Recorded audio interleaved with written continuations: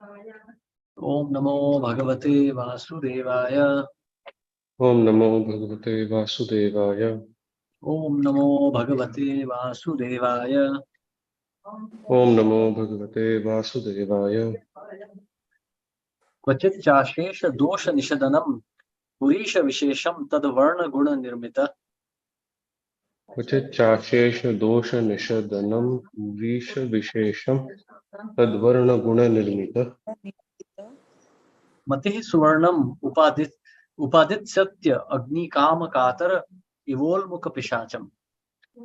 Matihi Suvarnam Upadit Satya Agni Kamakatara Evol Mukha Pishacham. Yes, Prabhu. If you want. Married? Yes, please. Translation. Sometimes a living entity is interested in the yellow stool known as gold and runs after it. That gold is the source of material opulence and envy, and it can enable one to afford illicit sex, gambling, meat eating, and intoxication. Those whose minds are overcome by the modes of passion are attracted by the color of gold, just as a man suffering from cold in the forest runs after a phosphorescent light in a marshy land, considering it to be fire. Purport. Parikshit Maharaj told Kali Yuga to leave his kingdom immediately and reside in four places: brothels, liquor shops, slaughterhouses, and gambling casinos. However, Kali Yuga requested him to give him only one place where these four places are included, and Parikshit Maharaj gave him the place where gold is stored. Gold encompasses the four principles of sin, and therefore, according to spiritual life, gold should be avoided as far as possible. If there is gold, there is certainly illicit sex, meat eating, gambling, and intoxication. Because people in the Western world have a great deal of gold, they are victims of these four sins. The color of gold is very glittering, and a materialistic person becomes very much attracted by its yellow color. However, this gold is actually a type of stool. A person with a bad liver generally passes yellow stool. The color of this stool attracts a materialistic person, just as the below the wisp attracts one who needs heat. Hare Krishna, Prabhuji. Thank you very much. Hare Krishna, thank you, Prabhu. Very interesting point. Gold is the source of all the problem. Actually, the so-called modern currency also is supposed to be gold-backed currency. If you know the Bretton Woods conference that took place after the Second World War, the currencies were backed by gold. Now they are just backed by promises. So,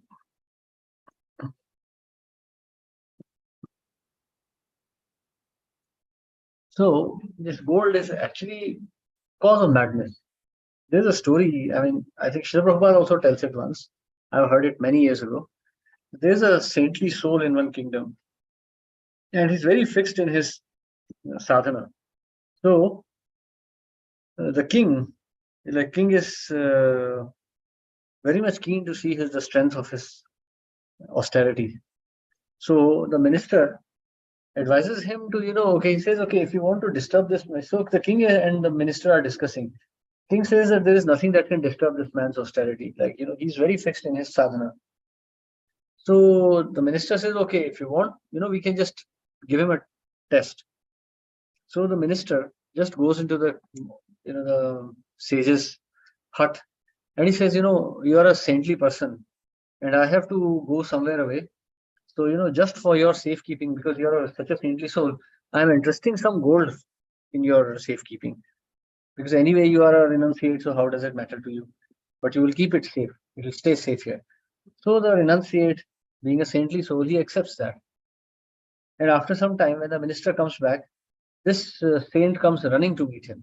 He says, my dear sir, please take this gold back with you. Ever since I have got it in my heart, I'm not able to concentrate on my sadhana. So that is the nature of gold. It is always attracting. So you see, big people, like if you see this, big men like George Soros or these big investors, even Bill Gates, or you can say Ambani, Adani, they're like old men. They're at an age where they should be taking sannyas, but they're accumulating more and more. This is the madness of gold, that a person doesn't even want to spend it, he just wants to accumulate it. And as soon as there is accumulation, there will be all sinful activities coming. So you can see that, like today in India, the wealth is growing, but people are becoming more and more immoral. Even with a little bit of wealth, People want to spend it on immoral activities.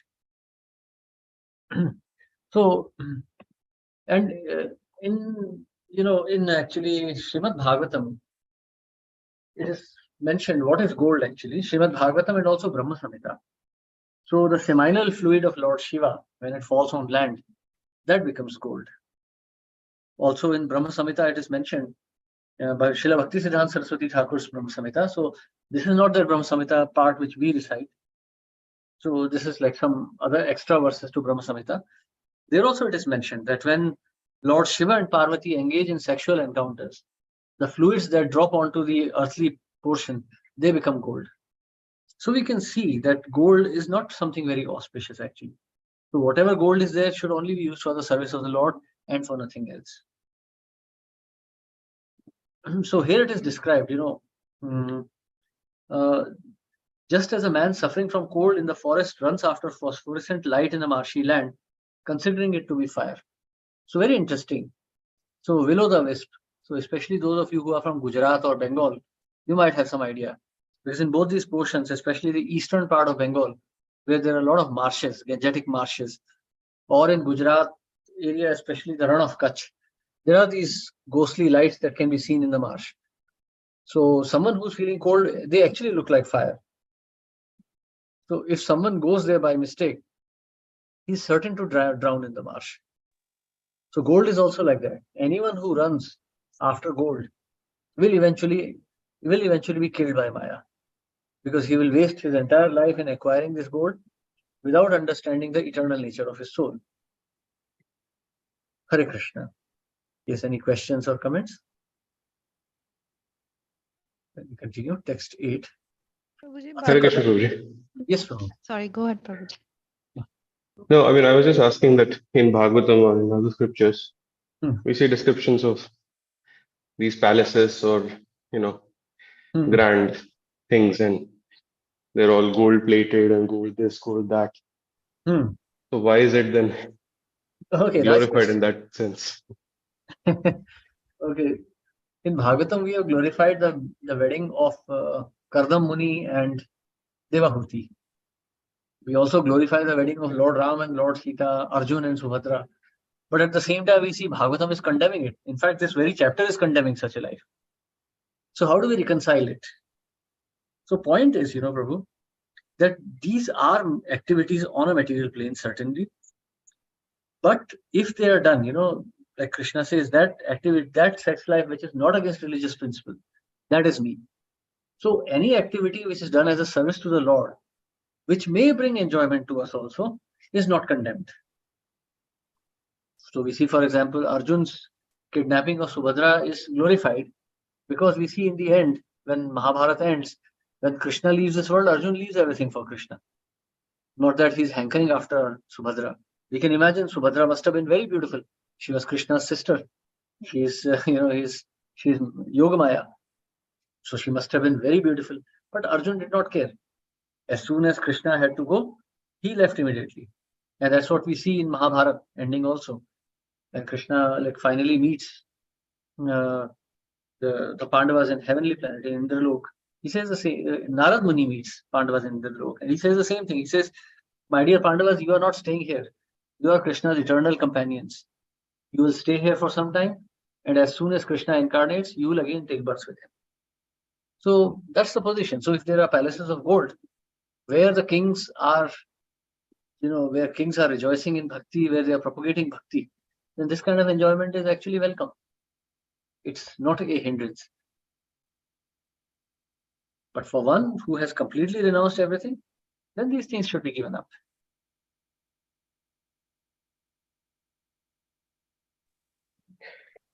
Okay, understood, Prabhuji. Thank you very much. Hare Krishna. Hare Yes. Krishna, Prabhuji. Also, one more thing. So, gold could be just treated as analogy here, no? Yeah. Like, this could be for money too. This could be for anything else. Yeah. Anything that we run after. Yes, certainly.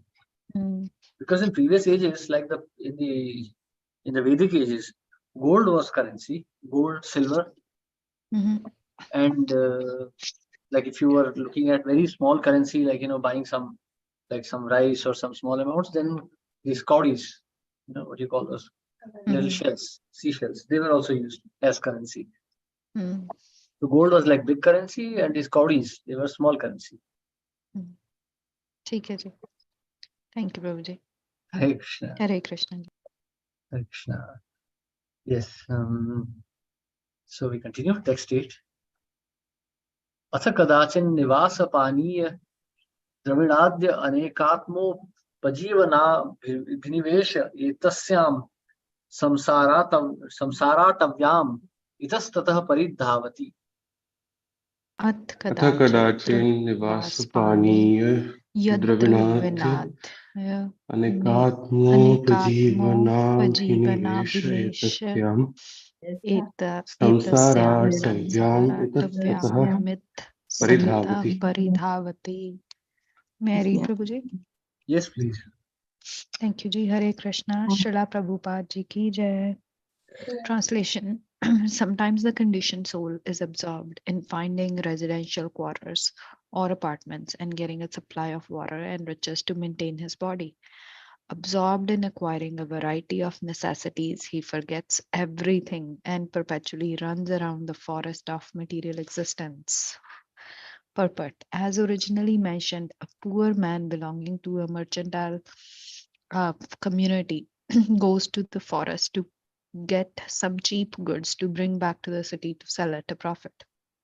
He's so absorbed in the thought of maintaining body and soul together that he forgets his original relationship with Krishna and seeks only the bodily comforts. Thus, material activities are the conditioned soul's only engagement. Not knowing the aim of life, the materialist perpetually wanders in the material existence, struggling to get the necessities of life. Not understanding the aim of life, even though he acquires sufficient necessities, he manufactures artificial necessities and thus become more and more entangled. He creates a mental situation whereby he needs greater and greater comforts. The materialist does not know the secret of nature's ways.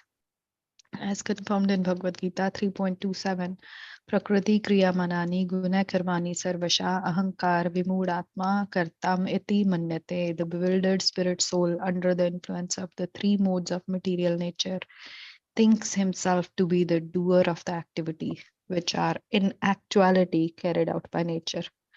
Due to lusty desire, the living entity creates a certain mental situation whereby he wants to enjoy this material world. He thus becomes entangled and enters from different bodies and suffers in them. Thank you, Ji. Hare Krishna, Prabhuji. Hare Krishna. So,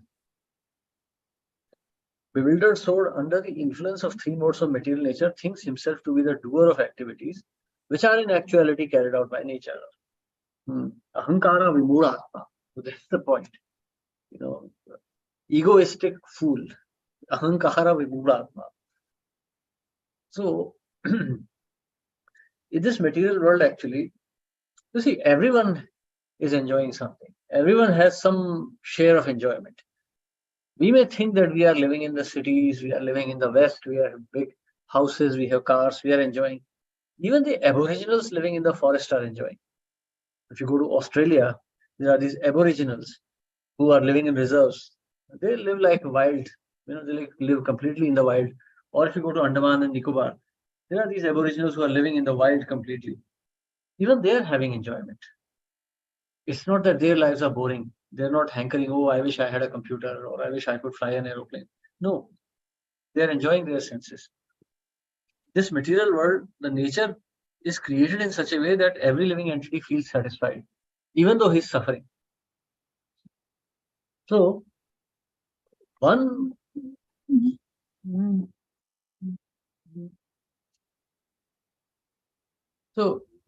it is explained in, Asato Brahma Jigyasa. The purpose of human life is to realize the absolute truth. It is not meant for enjoyment. Actually, humans have been endowed with great intelligence. It's a great boon. They have been given great intelligence so that they can realize the absolute truth and become free from the entanglement of this material world. But if they use this facility, then Maya can easily entangle them more and more. See, imagine this.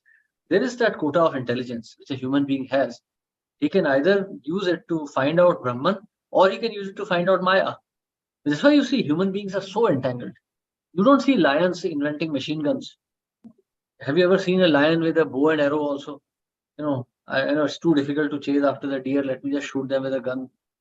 Or you never see, whales inventing torpedoes to shoot down fish. No, they don't do such things. They just do whatever nature allows them to. But human beings have a very lusty intelligence. When necessities are fulfilled, we invent necessities. So more and more and punah punashtarvita charvinanam. Actually, everyone is seeing that everyone is dying, and yet he thinks that he's going to live forever, and he keeps making better and better arrangements.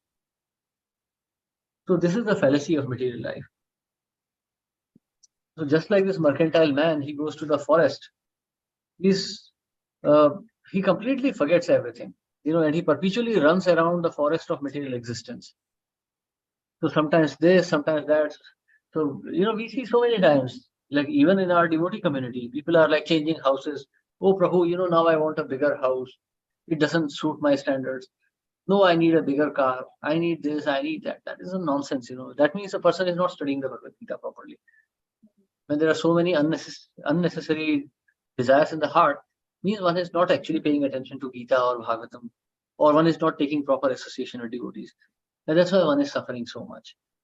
Actually, one should realize that one has attained this material body, which itself is such a great source of misery. Anything that you add on to it will become a greater and greater source of misery. An intelligent man should try to find a solution to the problem, not expand the problem more and more. So, one should understand, Prakriti Kriyamana. Nature is always acting, and nature is impelling us to act. So, our job is to become free from this nature. So if we keep chasing around, so Prabhupada is explaining here, we will forget Krishna. We have seen so many devotees also taking more and more material responsibilities, becoming, more and more entangled, and eventually not even able to render their basic devotional service. So one has to free oneself from all of these if one wants to go back to Godhead. Shishnodara parayana Krishna nahi paye. Ibhara lalasa jai iti uti dhai Shishnodara parayana Krishna nahi paye. Just to satisfy one's tongue and genitals, if one runs here and there, then such a person can never attain, Shishnodara Parayana, one who's like so dedicated to his belly and genitals, such a person can never attain Krishna. Kabhutana pave Krishna pade premadhan. Yes, any questions or comments? Which verse was it? 8. This Prema Vivarta, Jagadanand Pandit. You can find this reference in Nectar of Instruction. Okay. First verse. Thanks. Text 9. Hare Krishna, Prabhuji. Yes, Prabhu. Just a comment I wanted to make. I was talking to this friend of mine. He was from IIT Kanpur and he's now in the US. Yeah. So we were just talking about, his job, my job, and stuff like that. And towards the end of the call, he was like, "Oh, you know what? Nothing you do matters anyway. You're going to die." So I was like, eventually everybody feels at least this sense of nihilism, and yet they are stuck in this life. Yeah. When my father was also about to leave this world, he also told me to just sell off all the old physics books. He said this is all nonsense, it doesn't make any difference. So, he really loved physics, like he lived for physics literally. But so this one, this is true. In the end, as you grow older, you'll realize that all of this is just nonsense. We are just wasting our life energy in all these things. So much hard work. And the harder we work, the more we become entangled. Because then we feel that we have invested so much. How do I give this up? So yes, it is true. But this is the illusion. We work so hard for illusion.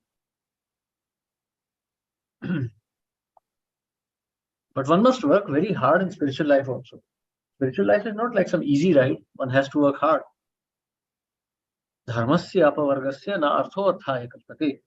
Na arthasya dharma ekantasya kamo labhaya hi smrita. So dharmasya apavargasya. So Pavarga means material propensity, and apavarga means purification from that. So one has to work very hard to purify oneself also. That is also hard work. Srimad Bhagavatam will take at least a good 10-15 years to understand. So it is hard work. Yeah, we continue. Text 9. क्वचिच्च वाच्यौ पम्यया प्रमदयो रहम् आरोपितस्तत्कालरजसा क्वचिच्च वात्यौपम्यया प्रमदया रोहम् आरोपितस्तत्कालराजसा रजनीभूत Eva साधु मर्यादो रजस्वलाक्षोऽपि दिग् देवता अतिरजस्वल मतिर्न विजानाति रजनीभूत इव साधु मर्यादो रजस्वलाक्षोऽपि दिग्देवता अतिरजस्वलमतिर्न विजानाति. Hare Prabhu. Yes, please. Hare Krishna. Translation purport by His Divine Grace Swami Prabhupada. Translation. Sometimes, as if blinded by the dust of a whirlwind, the conditioned soul sees the beauty of the opposite sex, which is called pramada. Being thus bewildered, he is raised upon the lap of a woman, and at the time his good senses are overcome by the force of passion. He thus becomes almost blind with lusty desire and disobeys the rules and regulations governing sex life. He does not know that his disobedience is witnessed by different demigods, and he enjoys illicit sex in the dead of night, not seeing the future punishment awaiting him. Purport. In the Bhagavad Gita 7.11, it is said, Dharma viruddho bhuteshu kamo asmi bharatarashabha. Sex is allowed only for the begetting of children and not for enjoyment. One can indulge in sex to beget a good child for the benefit of the family, society, and world. Otherwise, sex is against the rules and regulations of religious life. A materialistic person does not believe that everything is managed in nature, and he does not know that if one does something wrong, he is witnessed by different demigods. A person enjoys illicit sex, and due to his blind lusty desire, he thinks that no one can see him. But this illicit sex is thoroughly observed by the agents of the Supreme Personality of Godhead. Therefore, the person is punished in so many ways. Presently in Kali Yuga, there are so many pregnancies due to illicit sex. Sometimes abortions ensue. These sinful activities are witnessed by the agents of Supreme Personality of Godhead, and a man and woman who create such a situation are punished in the future by stringent laws of material nature. Daivi esa gunamayi amamaya duratyaya. Illicit sex is never excused, and those who indulge in it are punished life after life, as is confirmed in Bhagavad Gita 16.20. Asram yonam apanna muda janmani mam apravyaiva kaunteya tato yanti adamam gatim. Attaining repeated birth among the species of demonic life, such persons can never approach me. Gradually they sink down to the most abominable type of existence. The Supreme Personality of Godhead does not allow anyone to act against the stringent laws of material nature. Therefore, illicit sex is punished life after life. Illicit sex creates pregnancies, and these unwanted pregnancies lead to abortion. Those involved become implicated in the sins, so much so that they are punished in a way that they're punished in the same way the next life. Thus, in the next life, they also enter the womb of a mother and are killed in the same way. All these things can be avoided by remaining on the transcendental platform of Krishna consciousness. In this way, one does not commit sinful activity. Illicit sex is the most prominent sin due to lusty desire. When one associates with the mode of passion, he is implicated in suffering life after life. Hare Krishna. Hare Krishna. Yes, thank you, Prabhu. So sometimes, as if blinded by the dust of a whirlwind, the conditioned soul sees the beauty of the opposite sex, which is called pramada. So, you see, pramadaya, the word is used here, Sanskrit, by a beautiful woman. So, pramada is the Sanskrit word which means madness. Pramadaya means one who induces madness, or pramada, it means one who induces madness. So, actually, you see, in this world, like, when I was studying many years ago, that was in the 90s, There were a couple of students at least one boy I know who was brilliant. And unfortunately, he fell in love with some girl and there was some affair or something. And then, as usual, the affair broke. I mean, what kind of student affairs really last? It broke and he committed suicide. He jumped in front of Rajdhani Express and his body was like cut into some 3-4 pieces instantly. So this is pramada, madness. And if this boy would have waited for a couple of years, this madness would have gone away. He would have felt nothing. But in that moment of madness, he just threw away his valuable life. And because he committed suicide, he would have become a ghostly being. And in fact, where I was studying, this was in the, the very interior regions of Maharashtra. Railway tracks were renowned to be haunted. So many people used to commit suicide. Very passionate people, boy, girl, always committing suicides, and lots of ghostly spirits hanging there. It was very scary to go near the railway stations at night. In fact, even now, if you go near railway stations in India, most of the railway stations are renowned to be haunted. The whole suburban line of Mumbai Railways, Indian Railways, Mumbai suburban section, that's all like all the tracks are nearly haunted. There's so many things. So this is madness. See, sex life is only meant for begetting progeny. So Krishna, we have seen in this verse, Krishna is talking about, that sex life, which is, dharma viruddho bhuteshu kamo asmi bharatarshava. Dharma aviruddho bhuteshu. That which is not against religion. That I am. So if one indulges in sex life for pleasure, one is bound to suffer. But if we see this whole material world, it is actually designed to be that way. In fact, you see the whole entertainment industry, the whole corporate life, everything is just designed for sex life. When we go to offices, we see girls will dress very attractively, boys will also dress attractively, and there will be numerous affairs going on all the time. The whole media is only talking about romance, romance, romance, all promoting illicit sex, without understanding that this is actually the snare of Maya. Devi Esha Gunamayi. And sex life is never satiated. Here we see in the West also, 70, 80-year-old men are still hunting for new wives. 70, 80-year-old women are hunting for new boyfriends. This desire never goes away, even if the body rots away. Because that is the very core of material existence. But then again, if one becomes too addicted to this kind of lusty lifestyle, one is degraded to lower species. So you see, for example, aboriginals and all these what are these people?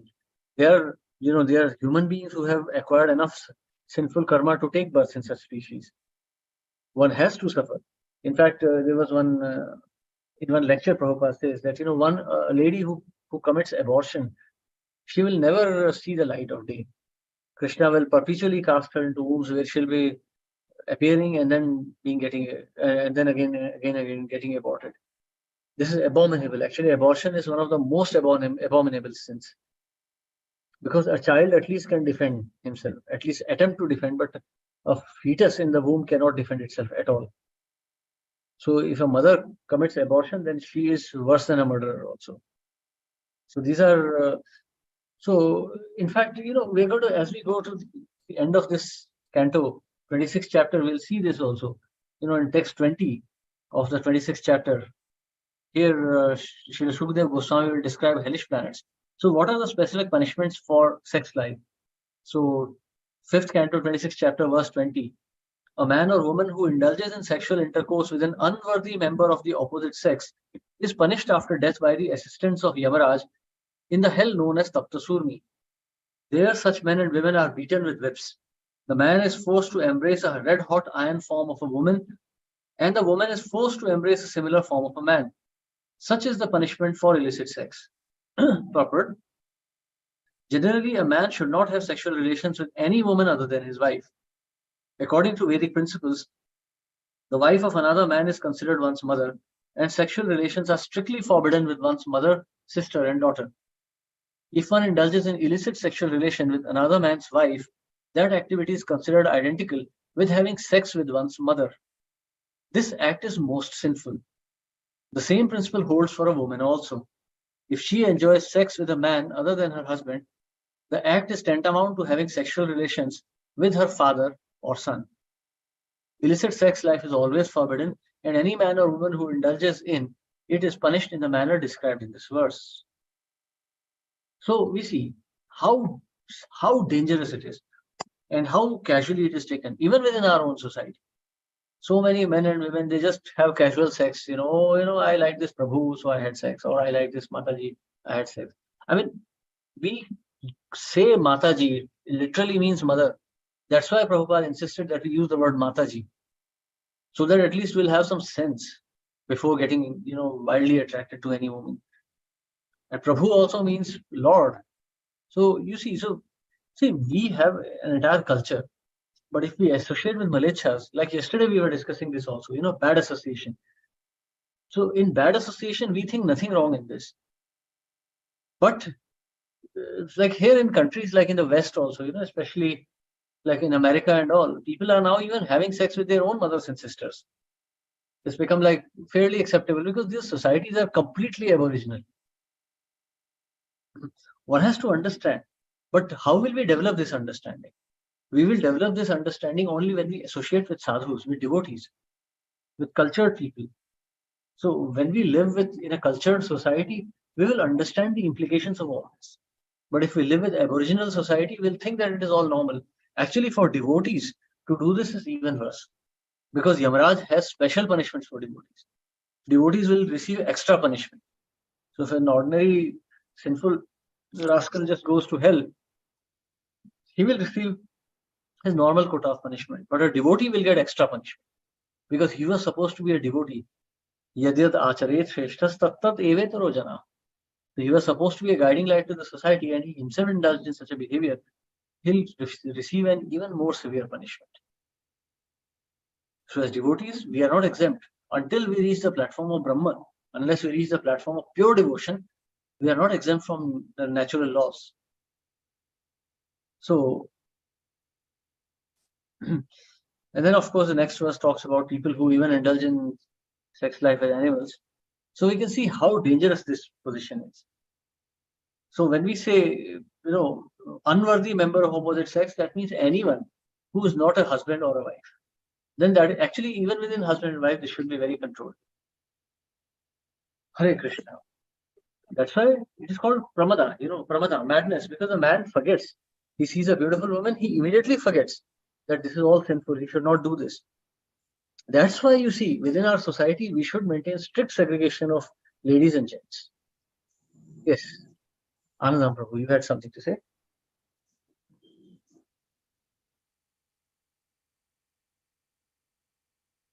Hare Krishna. Yes, any questions or comments here? Hare Krishna, Videndra Pranam. Videndra Pranam. Yes, Prabhu. As we've been discussing all through, but where the cultural society today left? Yeah. I will challenge, let somebody get up and say with honor, of oath, he said this is a cultural society. Then we are in a way that there's no way out. So, this is next to you, Maratha, this is next to you. How cultured they are.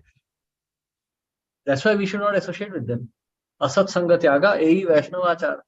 Stri Sangi Eka Asadhu, Krishna Bhakta. Two categories of non-devotees.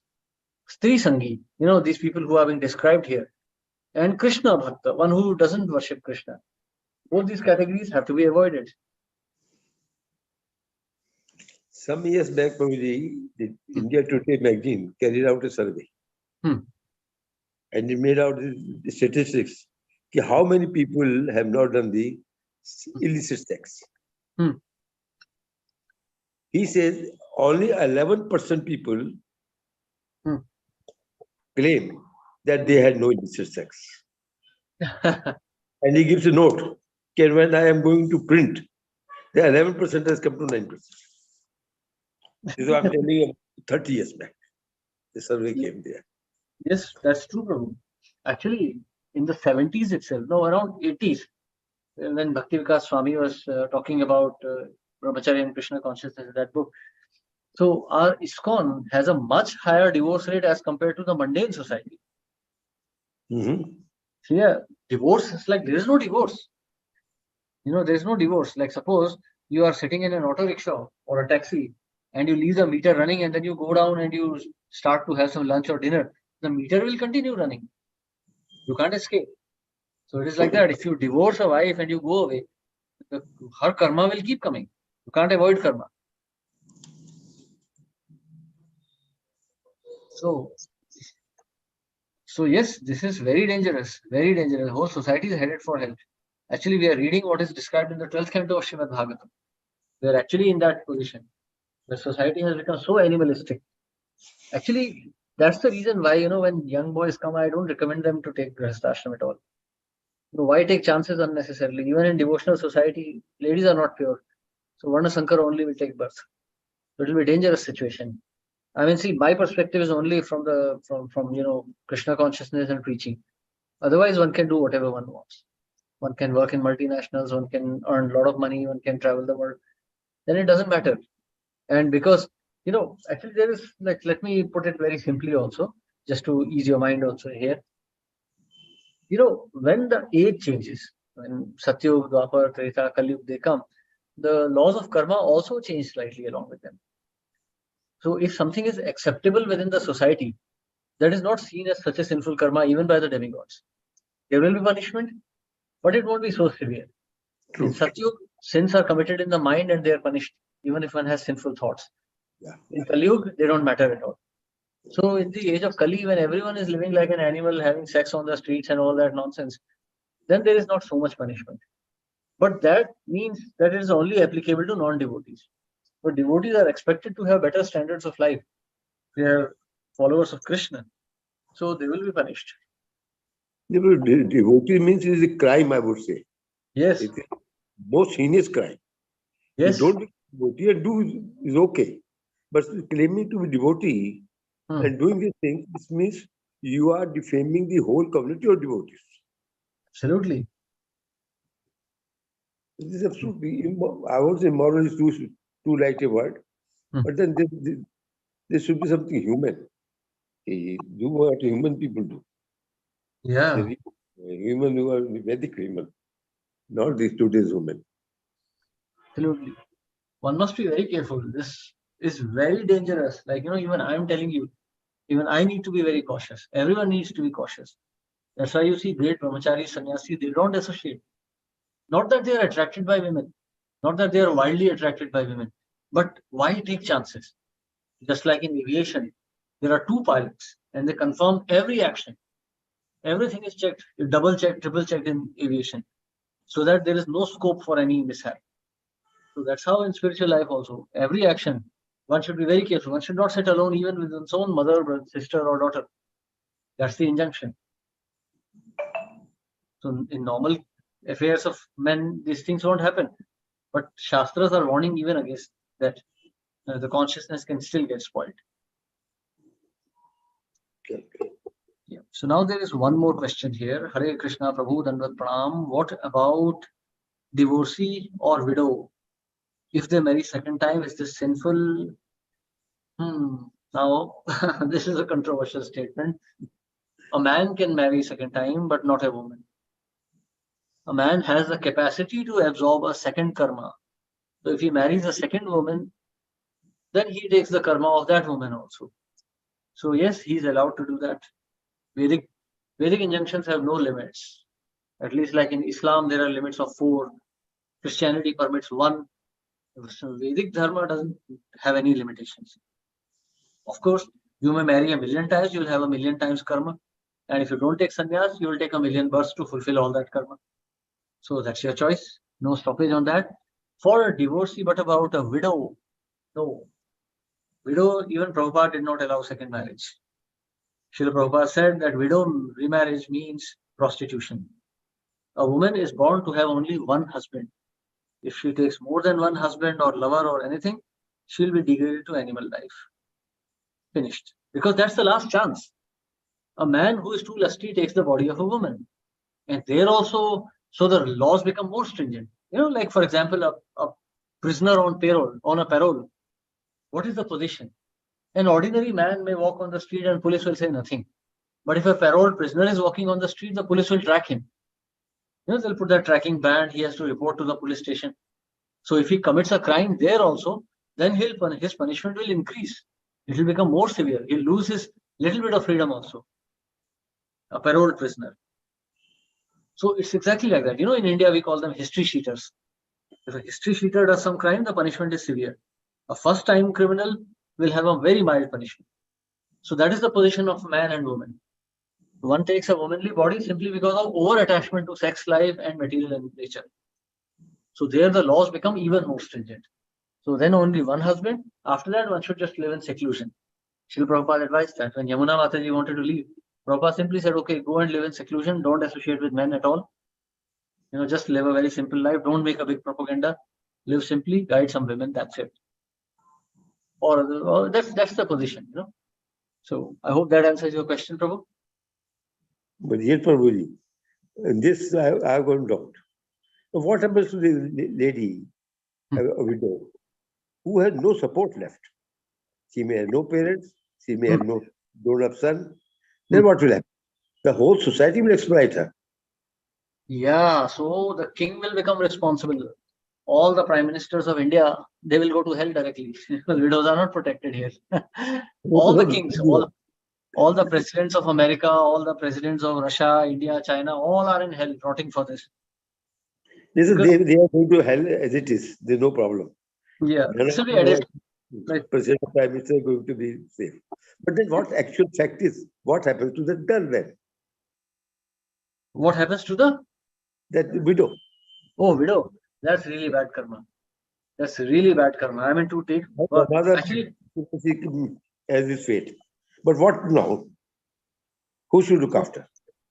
Okay, so there are like ashrams in Vrindavan. There are ashrams for old women, but I've heard that they are exploited there also. So even in Vrindavan, these things are happening. Maybe widow of 18 years, 20 years, 21. Before the widow marriage was seized in India, Rajaram Mohan and all that. Even the girls of 18, 19 used to become widow, and they were not allowed to remarry, etc.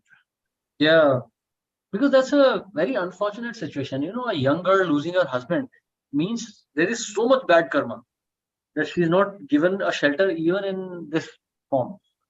So she should commit suicide, that means? Well, not really. We can put it, this is why Sati Pratha was there. She should, yeah, but Sati is actually a valid Pratha. I mean, Kunti Maharani did that. Gandhari did that. You see, they do it. Of course, I do not recommend it all. But whatever the scripture is talking about it. The scripture just cannot take no widow marriage. They should give you solution to the problem. Because that means if she is bad karma, she became widow. Now you leave her alone, she will have more bad karma. Yeah, so that's why we had a family culture. Widows were sheltered within the family. देते नहीं ना सब आजकल. पहले window नहीं रहना चाहिए थी. उसको ये था कि मेरा husband है, I should not worry about anybody. Bad relations. And similarly, nobody wants to do. And even family itself, she was being exploited. See, like in my own family, my auntie was a widow. My uncle passed away very early. My uncle died in 1973. And my cousin was born just at that time. Actually, my cousin was born after my uncle died. But my aunt remained a widow. She was supported by the family. My father's brother, father's sister, they all supported her. She lived with 2 children. We like my father gave her our house, our family house. She was given that house. She lived there. She did not need to go back to her own family. She lived in our family house. She was supported by our family. Then she took up a job in government. She lived there until her death. So she was protected. But that was old culture. But that's how. Exactly, Prabhuji. In fact, the joint family was a great protection to our society. Yeah. Vedic society means. So Vedic Varnashram means joint families. And Varnashram means widows are protected by the family. They are not left, they are not thrown to the winds. But today, widows are like completely degraded. Widows are just thrown out, like, whatever, do whatever. And widows have illicit affairs. They marry 2-3 times. So this is very dangerous. Very, very dangerous. That's why Varnashram is needed. Prabhupada created ISKCON. And in at least Prabhupada's times, ladies were sheltered within ISKCON. There were many Uh-huh. single mothers. This is not the first time. Many times husbands would abandon their wives way back in the 70s. But Prabhupada gave shelter to everyone. That's what we have to do. That's the society. Sure. Okay. Hare Krishna. Hare Krishna. Okay. Thank So, you. thank you very much, Prabhu. So, yes, we stop here today. Hare Krishna. Srila Prabhupada ki jai. Jai. Krishna Prabhuji, Srila Prabhupada ki jai. Thank you. Dandavat pranam, Prabhu. Dandavat No pranam. problem, Prabhu. Hare Krishna. Krishna Hare Sarvaswati. Krishna. Dandavat pranam. Thank you, Prabhuji. Hare